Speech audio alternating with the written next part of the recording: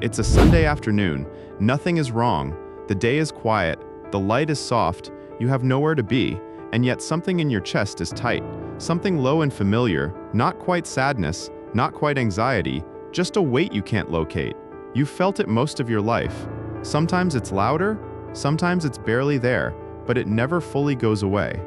And the strange part is that when you try to explain where it comes from, you can't point to anything obvious. Your childhood wasn't a disaster. Nobody would describe it that way. There was a roof over your head, food on the table, people who meant well. And so you've spent years wondering why you still carry something heavy from a time that, by all external measures, was fine. But psychology tells a completely different story. What you're carrying is not confusion. It is not weakness or sensitivity or an inability to move on. It is a very specific set of adaptations, ways of thinking, feeling, and relating that formed in you before you had any language for them, and they are still running. There are 6 deep psychological traits that develop in people who grew up carrying something they couldn't name. And once you understand them, you will finally stop wondering why you are the way you are. Because there is a reason. There has always been a reason. Trait 1. You learn to need less. You became very early someone who didn't ask for much. Not because you didn't need things, but because something taught you that needing was risky. Think about what it was like to be young and upset. Maybe you cried and no one came. Maybe someone came but they were distracted, or impatient, or uncomfortable with your distress. Maybe you learned slowly that bringing your feelings to someone usually made things more complicated. For them, for you, for the room. So you stopped. You figured it out alone. You got quieter about what you needed. You told yourself you were fine before you were fine, because it was easier than the alternative. Psychologists call this emotional self-reliance, a coping pattern that develops when a child's emotional needs are consistently unmet or dismissed. In plain terms, you learned that your inner world was your problem to manage. Alone, the strength is real. You are extraordinarily capable of handling your own emotional states without falling apart. You can function in situations that would overwhelm most people. The cost is also real. You often don't know how to receive care when it's genuinely offered. You minimize what you need until you've waited too long, and you carry things that were never meant to be carried alone. But there's a trait that grows directly out of this one, and it explains why certain relationships feel unsafe even when they're not. Trait 2. Your nervous system learned to scan for danger. You walk into a room and you read it before you settle into it. You notice the shift in someone's energy before they've said a word. You can feel tension that hasn't been spoken yet. You are, in most situations, the person who senses what's coming before it arrives. It's Sunday morning, early, before anyone else is awake. You're lying in bed and you feel it, that low hum of alertness that never quite switches off. Nothing is wrong right now, but your body doesn't know that with certainty. It is still checking, still listening, still ready. Psychologists call this hypervigilance, a nervous system adaptation that develops in people who grew up in environments where emotional safety was unpredictable. When you're young and the emotional temperature of your home could shift without warning, when a parent's mood determined what kind of day you were going to have, your nervous system learns to track everything. It becomes a finely tuned instrument of threat detection. That capacity doesn't disappear when the original threat does. It travels with you. It means you're perceptive in ways that border on extraordinary. You catch nuance. You read people accurately. You are rarely caught off guard.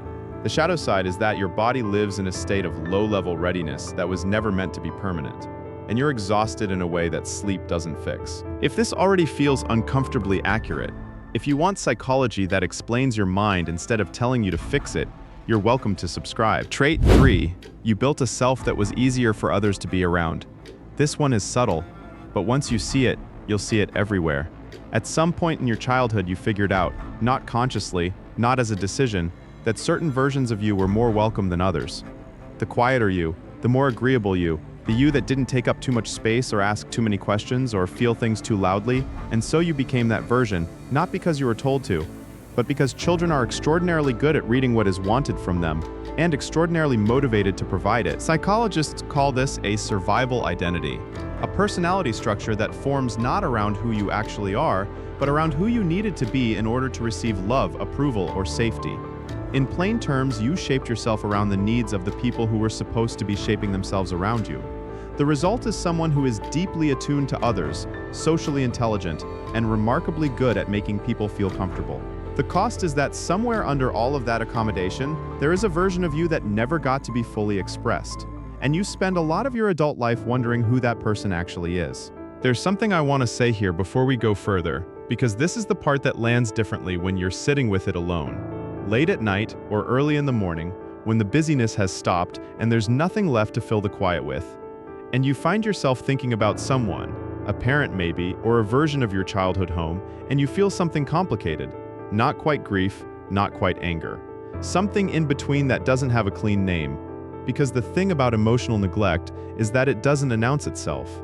It's not a visible wound, it's the absence of something warmth that wasn't consistent enough, attunement that came and went, the feeling of being truly seen that arrived rarely and left quickly. And because there was no dramatic event, you've spent your whole life wondering if you're allowed to feel the weight you feel. If you're making something out of nothing, if maybe you're just too sensitive, you're not.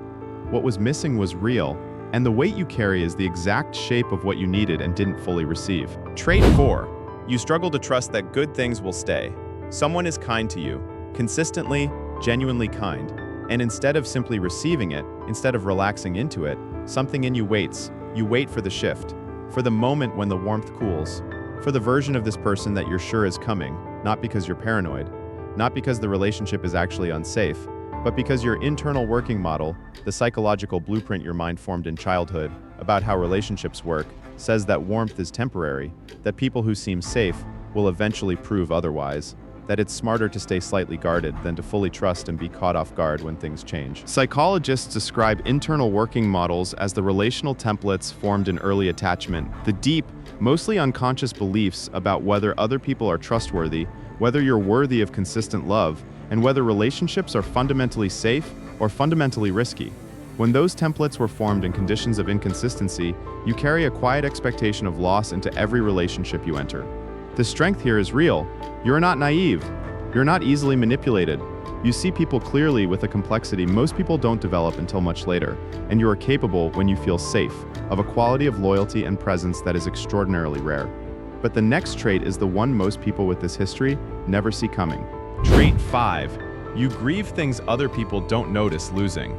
A conversation ends and you replay it, not because something went wrong, but because something in it was so precisely what you needed that you didn't want it to end.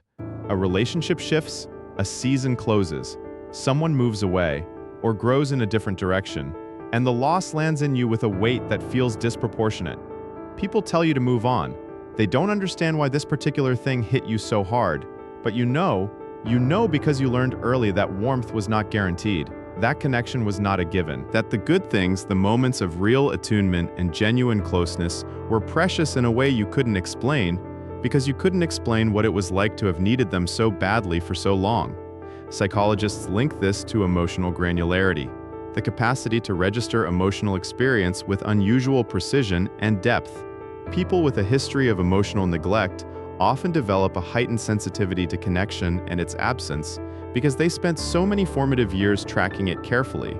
This is not weakness. This is a heart that knows what it's worth. A heart that refuses to treat closeness as ordinary because for you, it never was. Trait 6. You're kinder to others than you are to yourself.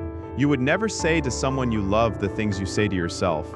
You would never dismiss their pain the way you dismiss your own. You would never tell them to just get over it, to stop being so sensitive, to be grateful for what they have.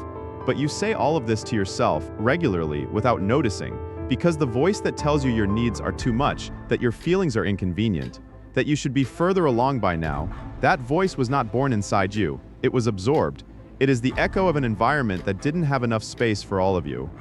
Psychologists describe this as co-regulation deprivation, the long-term effect of growing up without consistent emotional attunement from caregivers. When children don't receive enough co-regulation, the experience of having their emotional states met, soothed, and validated by another person, they often internalize a critical rather than compassionate inner voice. They become their own harshest critic, not because they are broken, but because that is the only model of self-relation they were shown. You are not too much. You were never too much. You were a child who needed more than you received, and you deserve the same quality of compassion you have always given so freely to everyone else. So here's what all 6 of these traits describe. A person who learned to need less because needing felt dangerous, whose nervous system never fully stood down from the alertness it needed to survive, who built a self shaped around others, and lost track of the one underneath? Who waits for good things to leave because they usually did? Who feels lost with a depth that matches how deeply they needed what they lost? Who speaks to themselves with a harshness they would never direct at someone they love? None of that is broken. None of that is weakness. None of that is something to be ashamed of or fixed. That is what it looks like to have been a child who needed more in a place that didn't know how to give it. That is not damage. That is depth. You were never broken. You were built to survive something that was harder than it looked, and you did. Which trait hit closest to home? Drop a number in the comments. Subscribe. You're in the right place.